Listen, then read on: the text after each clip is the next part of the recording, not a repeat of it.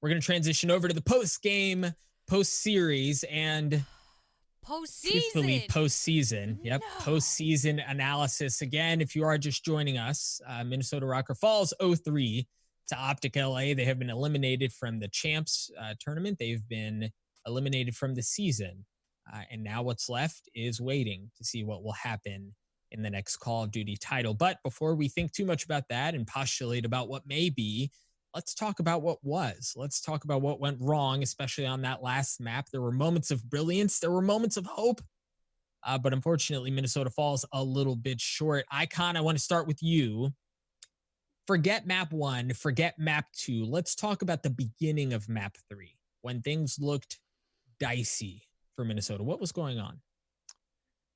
Yeah, in this map, it really was. It was, I feel like, I know you said forget map 1 and 2, but I feel like there was a common theme throughout the entire matchup. For me, right in the first minute of the domination, it was all about aggression because as soon as Minnesota captured AB, they had that AB hold.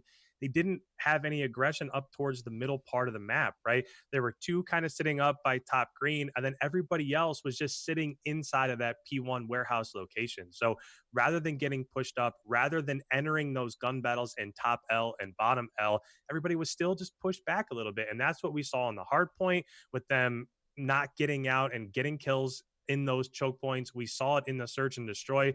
They weren't pushed out into statue towards that A bomb site, getting those kills in an aggressive manner. And you saw it right in the first minute of the domination. Weren't pushed up, weren't in top L and bottom L, killing OGLA as they exit their spawn.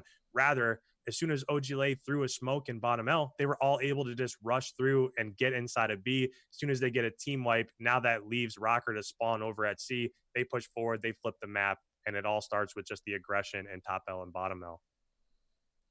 Yeah, and Ashley, talk to me. yeah, and Icon. I mean, we made a big deal about this, obviously, with Exceed coming onto the starting lineup. We're gonna push the pace, and we did see a definite improvement in the pacing for the entire team. But OpTic really came ready to play. Like they were playing really fast. It's kind of like, I mean, you had Quav or Kenny. I can't not call him Kenny, but you had Kenny just absolutely beasting. And I don't know if it's just a situation where it was just OpTic's day today, right? And they were just able to get the slays, get the plays, and as you guys kind of alluded to, is ROKKR started kind of playing safe at certain points. Like, okay, everyone just rotate 30 years early and we'll get these 4 points.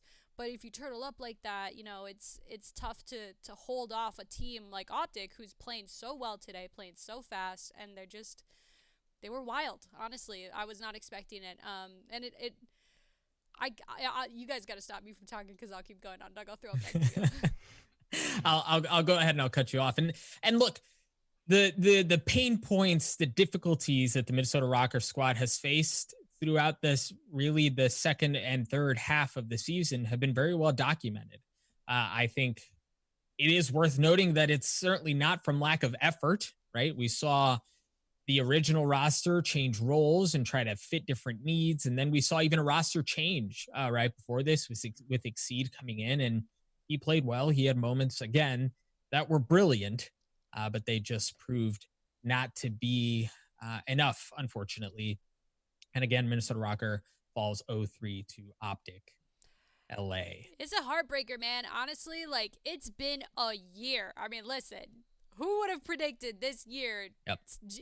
Launch event weekend, a global pandemic hits, the league goes online, there's all sorts of crazy, like, meta shifts with the game.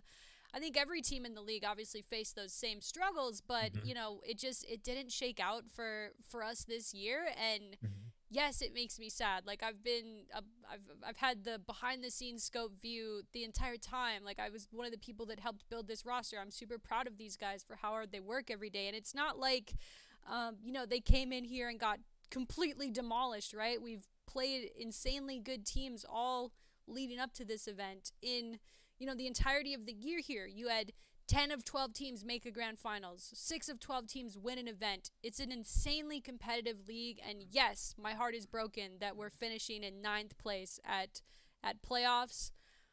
But I really do believe in the resolve of our team, whether it's our staff or ownership.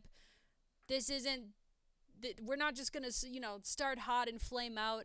It's now we've got a long off season ahead of us, and I'm excited to see what we're able to do to improve for next season. But ultimately, man, it's GG's.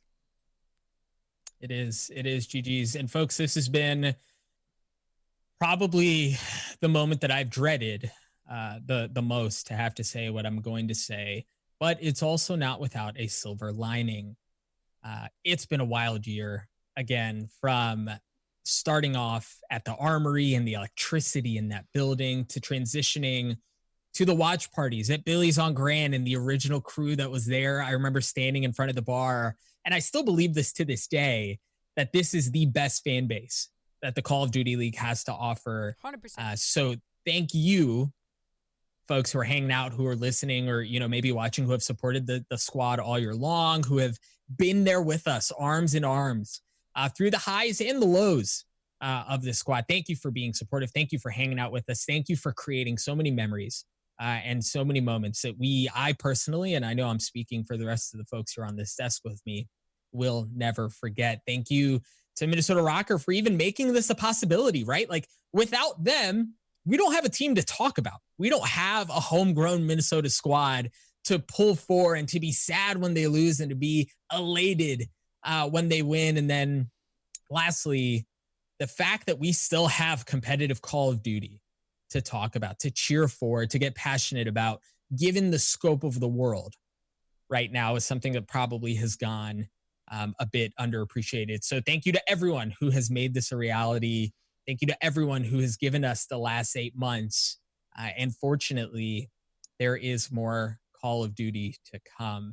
Folks, it's been a blast. Ashley, I want to give you the opportunity to say any final words before we wrap it up until next year. Yeah, I appreciate that. Honestly, just piggybacking off a lot of what Doug said, this year has been absolutely one of the best years of my life, especially career-wise. It's been amazing to join this team from before it was even Minnesota ROKKR, right before the team had a logo, before they had a name.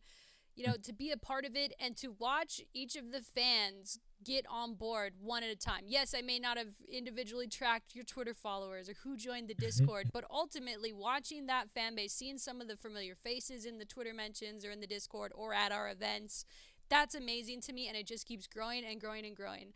And we've made do with what we could. Obviously, we were lucky enough to be able to have our first event of the year, and have like a LAN event where we got to see you, and then craziness struck and we had to do it online. But the fact that we still have people coming in these Discord watch parties, hanging out and being passionate, like that's what you need. Like, I know it can get a little toxic sometimes if your team's not doing well, but ultimately, like, just seeing that care from people has been really awesome. So stay tuned. We're going to have some, I mean, obviously now I'm just thinking about content. Like, let's do some content, baby. I'm the content director. That's all I can think about now. I'm like, all right, let's do some content, boys. Let's do it. So stay tuned in the off season. There's going to be, obviously, you're going to want to follow our journey and, stick with us. I think it'll definitely be worth it in the end. But yes, thank you so much to all the fans who were a part of this journey, this year one journey. I'll never forget it. And I hope you guys have some good memories as well. So that's going to do it for us here, the Minnesota ROKKR Discord watch party post-match discussion. Whew! That's a long one. Join the Discord if you're not in already. I'm Ashley, aka MiDNiTE, here with Icon and EsportsDoug, and we'll see you guys next season.